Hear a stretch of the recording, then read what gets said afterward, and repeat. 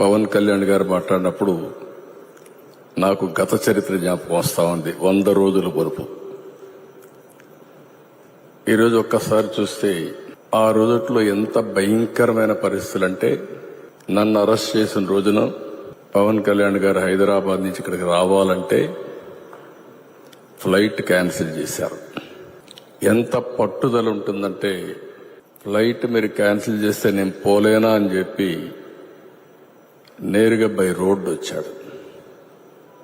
రోడ్లో వస్తే నందిగామలో మొత్తం రోడ్డు అంతా బ్లాక్ చేసి పక్కన తిరిగినా రానియకుండా చేస్తే రోడ్డు మీదనే పడుకొని ధర్నా చేశాడు.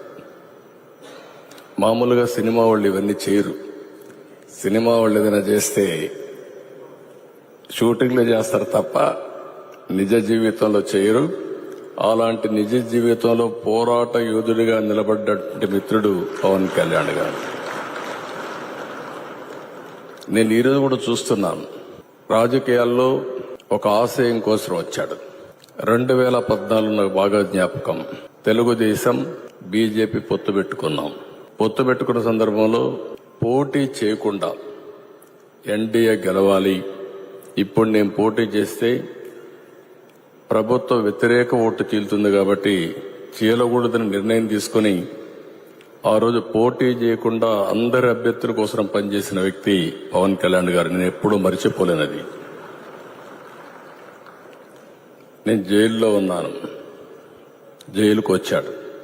వచ్చినప్పుడు మాట్లాడాడు, చూశారు, అన్నీ ఆలోచించిన తర్వాత బయటెళ్ళి కష్టకాలంలో ఉన్నప్పుడు ఏమాత్రం కూడా ఆలోచించకుండా జనసేన తెలుగుదేశం పార్టీ 2 పార్టీలు కలిసి పోటీ చేస్తాయని చెప్పిన వ్యక్తి పవన్ కళ్యాణ్ గారు. అప్పటికి వాస్తవంగా ఆలోచిస్తే బీజేపీతో పొత్తులో ఉన్నారు. మళ్ళా అక్కడ ఒక మాట చెప్పాడు, నేను బీజేపీతో పొత్తుంది, వ్యతిరేక ఓటు చేయడానికి వీలు లేదు, కాబట్టి పొత్తు మాత్రం తెలుగుదేశంతో ఉంటుంది, బీజేపీని కూడా ఒప్పించి అలయన్స్ లేకి తెస్తామని చెప్పిన వ్యక్తి పవన్ కళ్యాణ్ గారు. క్రానలాజికల్ గా మనం చూస్తే ఒకటి తర్వాత ఒకటి మేమిద్దరం చూశాం,